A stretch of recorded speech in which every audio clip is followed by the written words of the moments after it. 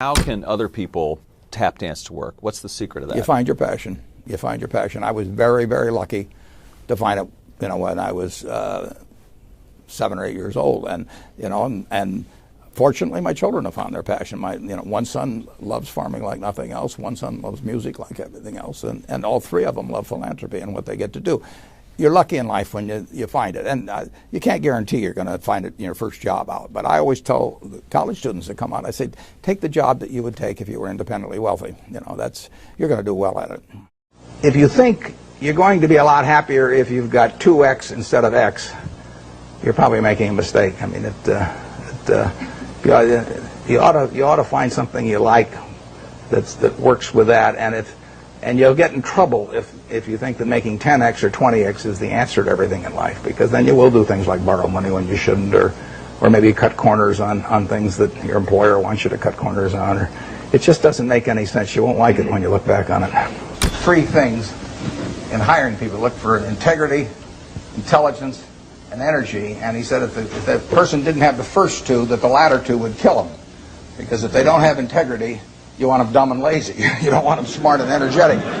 It never bothered me if people disagreed with what I thought, as long as I felt I knew the facts. I mean, there's a whole bunch of things I don't know a thing about. I just stay away from those.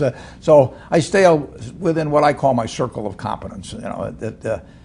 Tom Watson said it best. He said, I'm no genius, but I'm smart in spots, and I stay around those spots. Well, I try and stay around those spots, and I just don't have a problem if somebody says, you're wrong on something. I go back and look at the facts, and I think that really is much more important, frankly, than having a few points of IQ or having an extra course or 2 in school or anything of the sort. You need emotional stability. I just read and read and read. I probably read 5 to 6 hours a day. I don't read as fast now as when I was younger, but I read 5 daily newspapers. I read a fair number of magazines. I read 10Ks. I read annual reports, and I read a lot of other things too. So I've always enjoyed reading. I love reading biographies. Famous lesson about a margin of safety, that you don't drive a truck that weighs 9,900 pounds across a bridge that says limit 10,000 pounds, because you can't be that sure about it. If you see something like that, you go down a little further down the road and you find one that says limit 20,000 pounds, and that's the one you drive across. The nature of capitalism is that people want to come in and take your castle. It's perfectly understandable. I mean, if I'm selling television sets or something, there's going to be 10 other people that are going to try and sell a better television set. If I have a restaurant here in Omaha, people are going to try and copy my menu and give more parking and take my chef and so on. So capitalism's all about somebody coming and trying to take the castle. Now, what you need is a castle that has some durable competitive advantage, some castle that has a moat around it. And that moat, one of the best moats in many respects, is to be a low-cost producer. But sometimes the moat is just having more talent. I mean, if you're the heavyweight champion of the world and you keep knocking out people, you've got a competitive advantage as long as you can keep doing it. And it's very profitable if you're the one that happens to be able to do it. If you can turn out great motion pictures, I mean, Steven Spielberg, I mean, he's a fellow to bet on, and it has enormous economic value. You'd be surprised at my days. I mean, they're very unstructured, no meetings, none. I mean, I don't like meetings, and I read a lot. I wish I were a faster reader. I'd get more done, but I do read a lot, and I'm on the phone a moderate amount. Our businesses run themselves basically out there. My job is allocating capital, and that's what I'm thinking about. But I don't like to have things all packed hour to hour to hour. And Bill and I are both extraordinarily lucky. I mean, we really get to do what we like to do, the way we want to do it, with people that we choose to be around, and they're terrific. I mean, we've really got everything our way, and we're very fortunate. And in his world, he has a different kind of pace than I have, but we both love it the way we do it. And my guess is that we're each the most productive in that particular mode too, because it fits our personalities and aptitudes.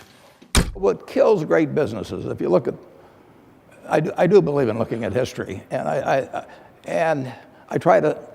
like to study failure, actually. And my partner says, all I want to know is where I'll die, so I'll never go there. And we want to see what has caused businesses to go bad. And the biggest thing that kills them is complacency. I mean, you want a restlessness, a feeling that, you know, that somebody's always after you, but you're going to stay ahead of them. You always want to be on the move. And when you've got a great business, you know, like Coca-Cola, which is, there aren't any like Coca-Cola, but you really, the danger would always be that you rest on your laurels.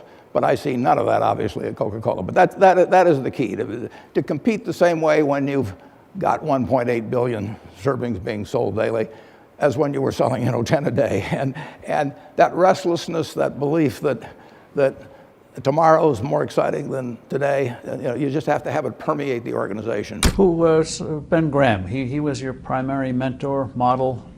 He was a wonderful man, and he was my professor at Columbia. I read his book when I was 19 at the University of Nebraska, and I'd started investing when I was 11, and I started reading about it when I was like 7. So I'd gone through I read every book in the Omaha Public Library that there was on, by the time I was 12, on investing and stock market.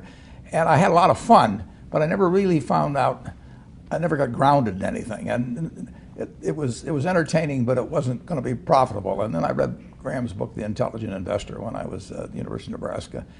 And that just opened the whole thing up to me. Yeah, and I named my oldest son is named Howard after my dad, Graham Buffett, and he was a marvelous man. Never expected anything from me in return. Ben Graham, in his low teens, looked around and he looked at the people he admired, and he said, you know, I want to be admired, so why don't I just behave like them? And he found there was nothing impossible about behaving like them.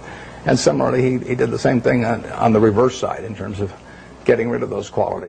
You have given a lot of fabulous advice, but what's the best advice that you've ever received?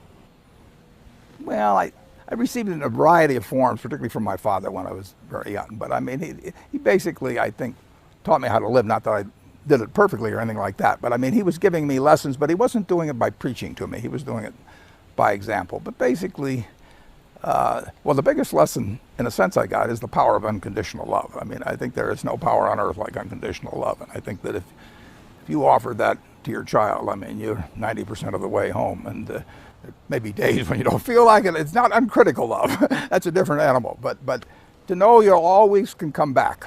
I mean, that is huge in life. That takes you a long, long way. And I would say that every parent out there that can extend that to their child at a very young age, it's going to make for a better human being. And you felt like you got that kind of unconditional love from your dad? I absolutely did, yeah.